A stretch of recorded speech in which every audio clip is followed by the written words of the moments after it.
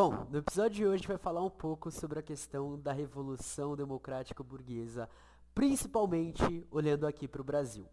A gente vai trazer então para isso Florestan Fernandes, né, no livro A Revolução Burguesa no Brasil, ensaio de interpretação sociológica. Vai mudar um pouco o tema dos últimos episódios, conforme vocês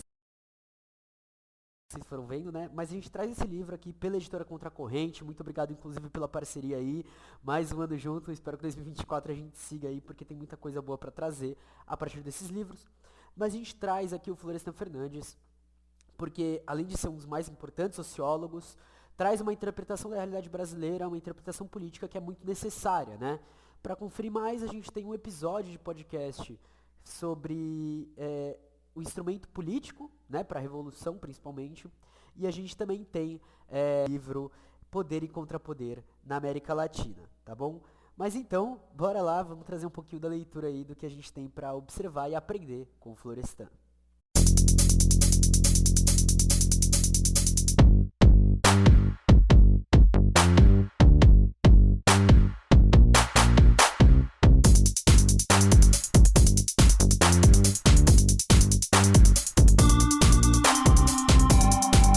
Bom, galera, não poderia deixar de esquecer de lembrar vocês aí de seguirem nossas redes sociais, tá?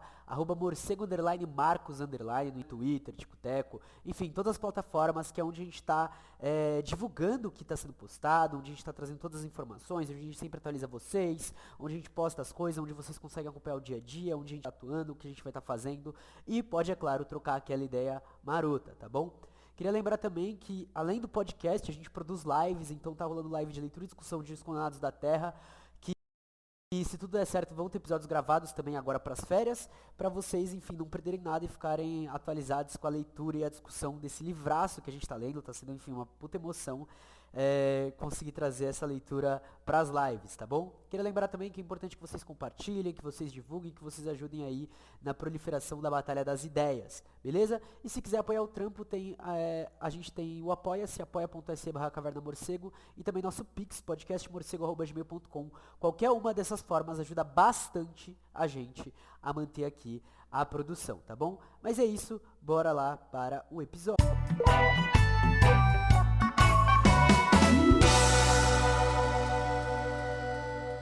O capítulo 7, que é que guia a nossa discussão aqui, se chama O Modelo Autocrático Burguês de Transformação Capitalista. E começa então Florestan. A relação entre a dominação burguesa e a transformação capitalista é altamente variável. Não existe, como se supunha a partir de uma concepção eurocêntrica, além do mais, válida apenas para os casos clássicos de revolução burguesa, um único modelo básico democrático burguês de transformação capitalista. Atualmente, os cientistas sociais já sabem comprovadamente que a transformação capitalista não se determina de maneira exclusiva em função de requisitos intrínsecos do desenvolvimento capitalista. Ao contrário, esses requisitos, sejam econômicos, socioculturais ou políticos, entram em interação com os vários elementos econômicos, naturalmente extra ou pré-capitalistas, e extra-econômicos da situação histórico-social, característicos dos casos concretos que se considerem, e sofrem, assim, bloqueios, seleções e adaptações que delimitam. Basicamente, então, a gente está falando de que o desenvolvimento capitalista não se dá de forma igual e unilateral, unilinear em todo o contexto, né? Vão existir coisas pré-capitalistas ou extra-capitalistas que irão influenciar. Por exemplo, na Europa a gente tem o feudalismo. Aqui na América Latina, como a gente sempre busca trazer, tem Jacob Gorender e Clóvis Moura que vão falar sobre um modo de produção escravista colonial ou apenas escravista. Enfim, outro modo de produção que vai ajudar no desenvolvimento do modo capitalista atual. Ponto 1, levantado por Florestan. Como se concretizará histórico-socialmente a transformação capitalista? Ponto 2, o padrão concreto de dominação burguesa, inclusive como ela poderá compor os interesses de classes extra-burgueses e burgueses, ou também os interesses de classes internos e externos.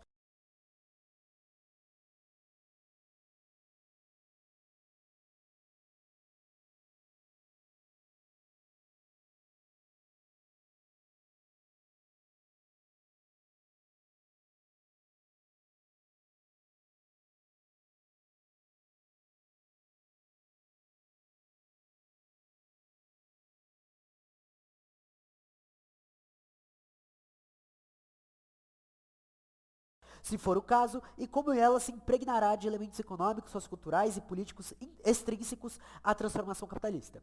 Ponto 3. Quais são as probabilidades que tem a dominação burguesa de absorver os requisitos centrais de transformação capitalista, tanto econômicos, socioculturais e políticos, e vice-versa? Quais são as probabilidades que tem a transformação capitalista de acompanhar, estrutural, funcional e historicamente as polarizações da dominação burguesa que possuam um caráter histórico construtivo e criador? Até recentemente, só se aceitavam interpretativamente como revolução burguesa manifestações que se aproximassem tipicamente dos casos clássicos, nas quais houvesse o máximo de fluidez e de liquidez nas relações recíprocas da transformação capitalista com a dominação burguesa. Tratava-se, quando menos, de uma posição interpretativa unilateral, que perdia de vista o significado empírico, teórico e histórico dos casos comuns, nos quais a revolução burguesa aparece vinculada a alterações estruturais e dinâmicas condicionadas pela irradiação externa do capitalismo maduro, ou dos casos atípicos, nos quais a revolução burguesa apresenta um encadeamento bem diverso daquele que se pode inferir através do estudo de sua eclosão na Inglaterra, na França e nos Estados Unidos, como é o caso, então, da Alemanha e também do Japão. Mais importante para esse capítulo, do ponto de vista teórico, é a relação entre transformação capitalista e dominação burguesa nos países periféricos de economia capitalista dependente e subdesenvolvida. Duas presunções errôneas persistiram durante muito tempo, limitando a penetração e o teor explicativo das descrições e interpretações sociológicas. Uma presunção muito generalizada refere-se ao esquema da Revolução Burguesa. Ele seria idêntico ao que se aplica às sociedades capitalistas centrais hegemônicas. Ao que parece, prevaleceu a ideia de que a dependência e o subdesenvolvimento seriam estádios passageiros, destinados a desaparecer graças ao caráter fatal da autonomização progressiva do desenvolvimento capitalista. É aquele papo de que, com o tempo, esses países subdesenvolvidos irão se desenvolver e chegar ao desenvolvimento. Vocês podem chegar lá, basta vocês terem uma política capitalista, neoliberal, seguir o FMI, o Banco Mundial, aquele papinho. Nesse sentido, seria legítimo admitir que a periferia dependente e subdesenvolvida tenderia a repetir, desde que se desse a revolução anticolonial e fosse superado o estado inicial de transição neocolonial, a história das nações centrais. Ignorou-se que a expansão capitalista da parte dependente da periferia estava fadada a ser permanentemente remodelada por dinamismos das economias capitalistas centrais e do mercado capitalista mundial, algo que Rosa Luxemburgo deixará bem esclarecido em sua teoria geral da acumulação capitalista. E aí tem o livro dela, Acumulação do Capital. E, em segundo lugar, deixou-se de considerar que a autonomização do desenvolvimento capitalista exige, como um pré-requisito, a ruptura da dominação externa, seja ela colonial, neocolonial ou imperialista. E aí, Paul Abaran fala sobre isso em A Economia Política do Desenvolvimento Econômico. Desde que esta se mantenha, o que tem lugar é um desenvolvimento capitalista dependente. E qualquer que seja o padrão para o qual ele tenda, incapaz de saturar todas as funções econômicas, socioculturais e políticas que ele deveria preencher no estádio correspondente do capitalismo. É claro que o crescimento capitalista se dá acelerando a acumulação de capital, a modernização institucional, mas mantendo sempre a expropriação capitalista externa e o subdesenvolvimento relativo como condições e efeitos inelutáveis. Além disso, mesmo que ocorresse uma autonomização automática do desenvolvimento capitalista, ela não asseguraria, por si mesma, uma via uniforme de evolução do capitalismo e de consolidação da dominação burguesa, como se pode inferir, aliás, do confronto já bem conhecido de Estados Unidos com o Japão. Portanto, o quadro geral é muito mais complexo do que as presunções iniciais deixavam supor. E o que tem importância teórica específica para essa discussão, o que era essencial, foi negligenciado. Perdeu-se de vista algo que nunca se deveria esquecer.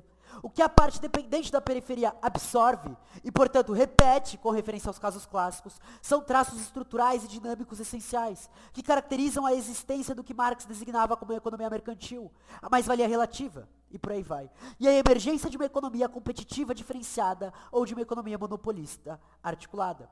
Isso garante uniformidades fundamentais, sem as quais a parte dependente da periferia não seria capitalista e não poderia participar de dinamismos de crescimento ou de desenvolvimento das economias capitalistas centrais.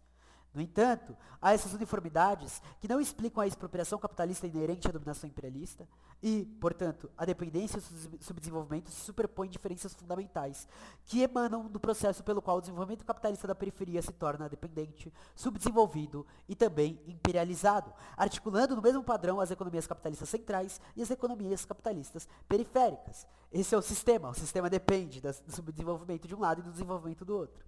Em um sistema de notação marxista, é a essas diferenças, e não aquelas uniformidades, que cabe recorrer para explicar a variação essencial e diferencial.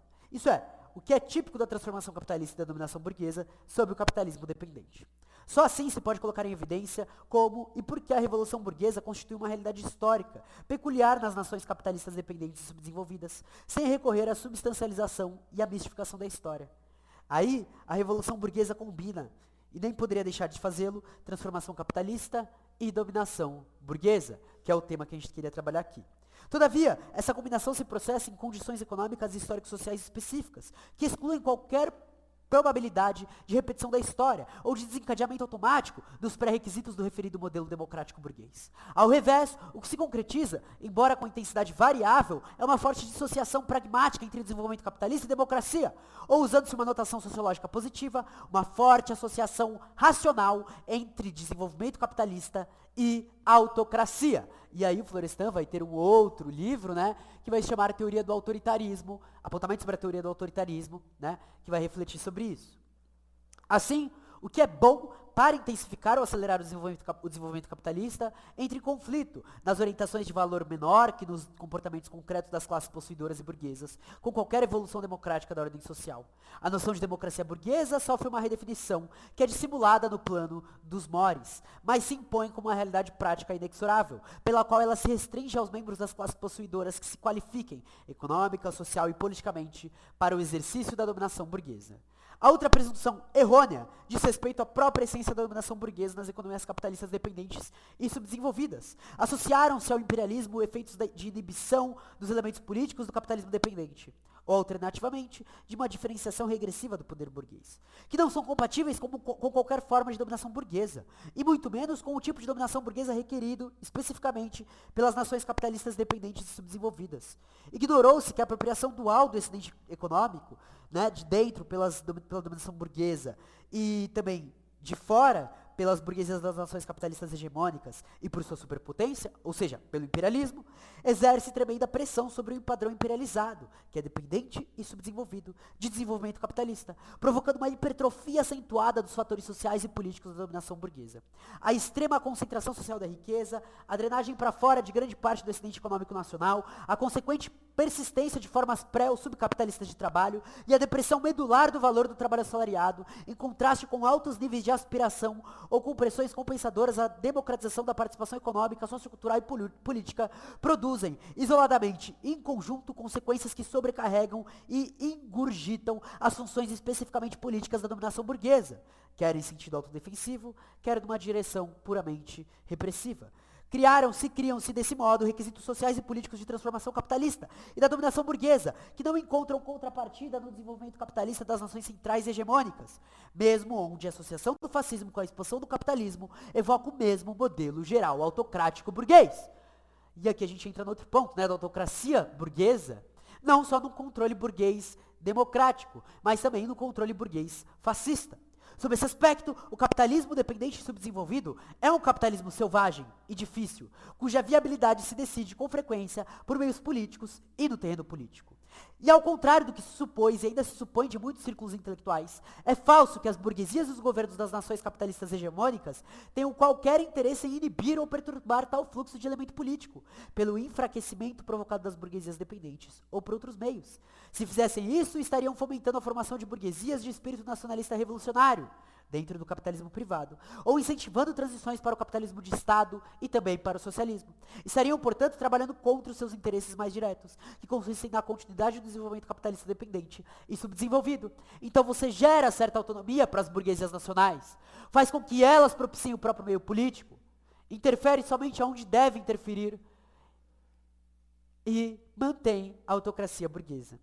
É essencial salientar esse fato, porque ele facilita a compreensão do que aconteceu e do que está acontecendo no Brasil e em outros países em situação análoga na América Latina.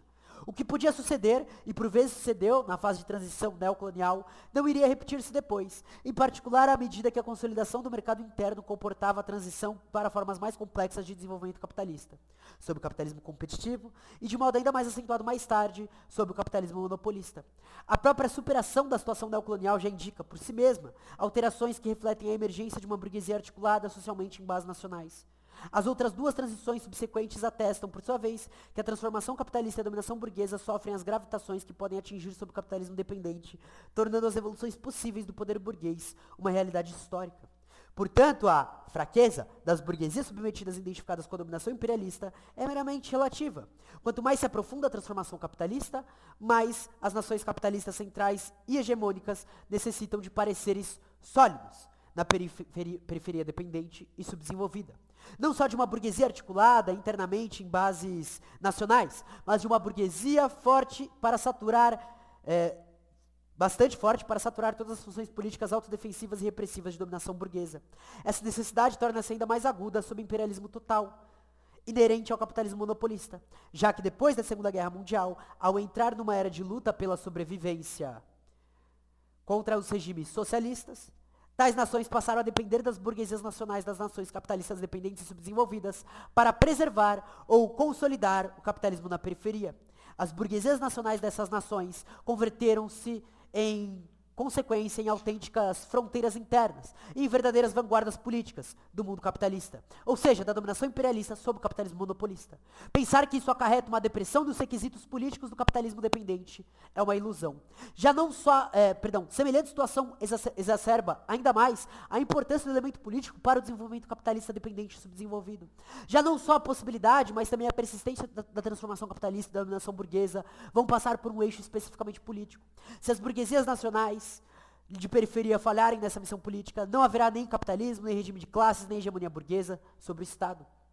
O que sugere que a revolução burguesa na periferia é, por excelência, um fenômeno essencialmente político, de criação, consolidação e preservação das estruturas de poder predominantemente políticas, submetidas ao controle da burguesia ou por ela controláveis em quaisquer circunstâncias. É por essa razão que, se consolidar a revolução burguesa na periferia como uma revolução frustrada, como fazem muitos autores, provavelmente seguindo implicações da interpretação de Gramsci sobre a revolução burguesa na Itália, é preciso proceder com muito cuidado, pelo menos com a objetividade e a circunspecção gramscianas. E aí, o próprio Florestan vai utilizar Gramsci, o Clóvis Moura vai utilizar Gramsci, e o primeiro autor a observar isso que o Florestan está trazendo é José Carlos Mariátegui, que tem uma perspectiva, embora não tenha tido tanto contato com Gramsci, né, no sentido de escritos, já que ele morre, né, no momento da prisão de Gramsci, mas ele tinha contato com a luta de Gramsci, com tudo isso, então ele também vai partir de uma perspectiva gramsciana, e desenvolvendo inclusive coisas próprias, antes de Gramsci escrever, que depois o Gramsci vai também a trazer, tá? Isso é bem interessante, esse movimento. E Mariátegui, se tudo der certo, estará logo na caverna do morcego. Não estamos na era de burguesias conquistadoras. Tanto as burguesias nacionais da periferia quanto as burguesias das nações capitalistas centrais e hegemônicas possuem interesses e orientações que vão noutra direção. Elas querem manter a ordem, salvar e fortalecer o capitalismo, impedir que a dominação burguesa e o controle burguês sobre o Estado Nacional se deteriorem. Semelhante reciprocidade de interesses e de orientações faz com que o caráter político do capitalismo dependente tenha duas faces, na verdade, interdependentes. E ainda com que a revolução burguesa atrasada da periferia seja fortalecida por dinamismos especiais do capitalismo mundial e leve, de modo quase sistemático e universal, a ações políticas de classe profundamente reacionárias, pelas quais se revela a essência autocrática da dominação burguesa e sua propensão a salvar-se mediante a aceitação de formas abertas e sistemáticas de ditadura de classe. Chegamos aqui a um ponto geral de enorme importância teórica. As revoluções burguesas retardatárias da parte dependente e subdesenvolvida da periferia não foram só afetadas pelas alterações havidas na estrutura do mundo capitalismo avançado. É certo que as transformações ocorridas nas economias capitalistas centrais e hegemônicas esvaziaram historicamente, de modo direto ou indireto, os papéis econômicos, sociais e políticos das burguesias periféricas. Estas ficaram sem base material para concretizar tais papéis, graças aos efeitos convergentes e multiplicativos da drenagem do excedente econômico nacional, da incorporação ao espaço econômico, cultural e político, das nações capitalistas hegemônicas e da dominação imperialista. Aí está o busilis da questão, desse ângulo, o porquê do caráter retardatário das revoluções burguesas na periferia dependente e subdesenvolvida do mundo capitalista. Mas há outra face da medalha. A esse atraso da revolução burguesa corresponde um avanço da história. As burguesias que só agora chegam ao vértice de suas possibilidades e em condições tão difíceis, viram-se patrocinando uma transformação de ordem que perdeu todo o significado revolucionário. Ela é parte da revolução burguesa porque se integra a um processo que se prolonga no tempo e se reflete nas contradições das classes que se enfrentam historicamente com objetivos antagônicos, as dominadoras e os dominados. No fundo, tais burguesias pretendem concluir uma revolução que para outras classes encarna atualmente a própria contra-revolução. A maioria já não é cega, mesmo quando compartilha as opções burguesas, ou se volta abertamente contra elas, identificando-se com as esperanças criadas pelo socialismo, seja ele revolucionário, seja ele reformista. Nessas condições há uma coexistência de revoluções antagônicas. Uma que vem do passado, chega ao termo sem maiores perspectivas, outra que lança raízes diretamente sobre a construção do futuro no presente. Não se deve ignorar, nem descritiva nem interpretativamente, as implicações de tal fato e as repercussões que o encadeamento dessa natureza desata na esfera concreta das relações de classe. Ao contrário do chavão corrente, as burguesias não são, sob o capitalismo dependente e subdesenvolvido, meras burguesias compradoras, típicas de situações coloniais, neocoloniais, em sentido específico. Detêm um forte poder econômico, social e político, de base de alcance nacionais, possuem o controle da maquinaria do Estado Nacional e contam com suporte externo para modernizar as formas de socialização, cooptação, opressão, repressão inerentes à dominação burguesa. Seja com o capitalismo de plataforma, que chega agora, seja com as medidas repressivas e o treinamento do exército norte-americano em solo brasileiro, ou com a compra de materiais e de armamento do Estado de Israel, um Estado colonialista. Torna-se, assim, muito difícil deslocá-las politicamente através de pressões e conflitos mantidos dentro da ordem. E é quase impraticável usar o espaço político, assegurado pela ordem legal, para fazer explodir as contradições de classe agravadas sob as referidas circunstâncias. O retardamento da Revolução Burguesa, na parte dependente e subdesenvolvida da periferia, adquire, assim, uma conotação política especial. A burguesia não está só lutando aí para consolidar vantagens de classe relativas ou para manter privilégios de classes. Luta simultaneamente por sua sobrevivência e pela sobrevivência do capitalismo.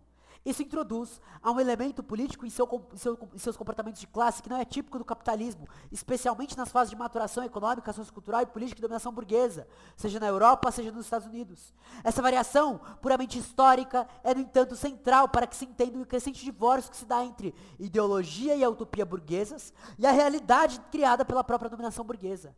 Entre a ruína final e o enrijecimento, essas burguesias não têm muita escolha propriamente política, ou seja, racional, inteligente e deliberada. O idealismo burguês precisa ser posto de lado, com seus compromissos mais ou menos fortes com qualquer reformismo autêntico, com qualquer liberalismo radical, com qualquer nacionalismo democrático burguês mais ou menos congruente. A dominação burguesa revela-se a história, então, sob seus traços irredutíveis e essenciais que explicam as virtudes e os defeitos e as realizações históricas da burguesia.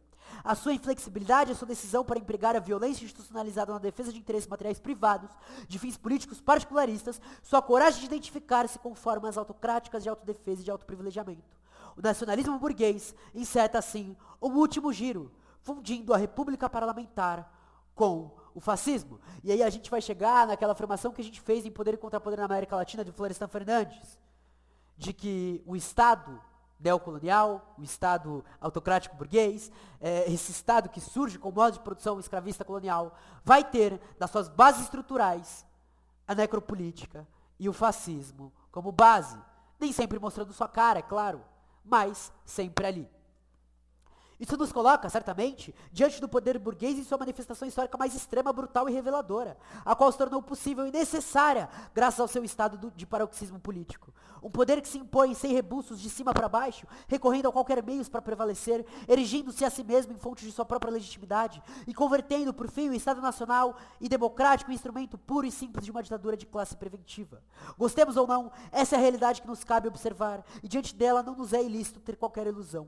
O máximo que se poderia dizer é que a democracia e as identificações nacionalistas passariam por esse poder burguês e a transformação capitalista e a dominação burguesa tivessem assumido ou pudessem assumir há um tempo outras formas e ritmos históricos diferentes. As conexões da dominação burguesa com a transformação capitalista se alteram de maneira mais ou menos rápida na medida em que se consolida, se diferencia e se irradia o capitalismo competitivo no Brasil, em especial em que se aprofunda e se acelera a transição para o capitalismo monopolista. A gente trabalhou sobre isso com o Samir Amin, hein? O elemento central de alteração foi, naturalmente, a emergência da industrialização como um processo econômico, social e cultural básico que modifica a organização, os dinamismos e a posição da economia urbana dentro do sistema econômico brasileiro. A hegemonia urbana e metropolitana aparece desse ângulo como um subproduto de hegemonia do complexo industrial financeiro. Esse processo não modifica apenas os dinamismos econômicos, socioculturais e políticos das grandes cidades com funções metropolitanas. Ele acarreta e, em seguida, intensifica a concentração de recursos materiais, recursos humanos, recursos técnicos em tais cidades, dando origem a fenômenos típicos de metropolização, satelização, sob o capitalismo dependente. Tais fenômenos atestam, principalmente, que mudam por completo as relações das cidades com a economia agrária e com o respectivo complexo urbano-comercial, sem promover a desagregação propriamente dita do caráter duplamente articulado da economia capitalista dependente. A alteração das conexões entre dominação burguesa e transformação capitalista, que podem ser vistas e descritas tanto estrutural quanto dinamicamente, obedeceu, no caso brasileiro, a ritmos históricos que são característicos das economias nacionais dependentes e subdesenvolvidas. As mudanças espraiam-se por um longo período de tempo, determinando um padrão de industrialização que sofre oscilações conjunturais, intermitências estruturais e inconsistências institucionais. Ou seja, com um fraco impulso intrínseco de diferenciação, aceleração constante e universalização do crescimento industrial. Em consequência, seu impacto histórico torna-se mais evidente pela superfície, em termos morfológicos, graças à concentração de massas humanas, de riquezas e de tecnologias modernas em um número reduzido de metrópoles chaves. De fato, somente São Paulo capitalizou as transformações essenciais de longa duração, e a mudança fundamental do cenário reflete-se, de modo geral, mais no top do sistema de classes, pois só os grupos com posições estratégicas, centrais ou mediadoras intermediárias, no ciclo econômico de industrialização intensiva, tiveram um aumento real, na verdade desproporcional, do poder socioeconômico político. Esse quadro sugere que seria legítimo retomar a técnica analítica e explosiva explorada na primeira parte desse ensaio, encarando-se os últimos 3/4 do século como uma unidade exclusiva para efeitos de descrição sociológica. Tal orientação teria a seu favor o fato de facilitar o confronto direto da presente época da industrialização com a pretérita época da emancipação nacional. O resultado teórico do confronto é óbvio. Ele revelaria sobre a situação de dependência, tanto sob a dominação neocolonial quanto sob a dominação imperialista. Os estratos sociais dominantes e suas elites não possuem autonomia para conduzir e completar a Revolução Nacional, gravitando historicamente, portanto, de um beco sem saída para outro. No entanto, semelhante conclusão não representa um dado teórico novo, nem um resultado a que só possa chegar pela via expositiva indicada. Por isso, demos preferência a uma técnica analítica expositiva menos elegante, que faz a perder aparentemente o sentido da unidade histórica. Mas ela permite focalizar melhor as múltiplas facetas de várias cadeias de fatores e efeitos históricos sociais, especialmente vinculados à imbricação pluridimensional em constante mutação da dominação burguesa com a transformação capitalista. Para que a exposição não levasse a uma descrição sociológica fragmentária, que pulverizasse fatos e processos sociais considerados analiticamente como totalidades interdependentes, servimos de 4 temas estratégicos para apresentar sumariamente as conclusões a que chegamos e a que quem ler esse texto posteriormente, completo, poderá chegar. Digamos que assim, deparamos com o melhor recurso expositivo para explorar a natureza e as consequências dos dilemas políticos com que se defrontam as classes burguesas e o poder burguês na era mesmo do milagre econômico.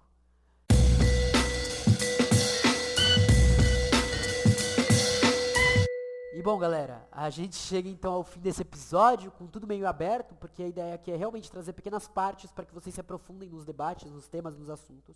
Fica aí a indicação então desse livraço da Contracorrente, tá?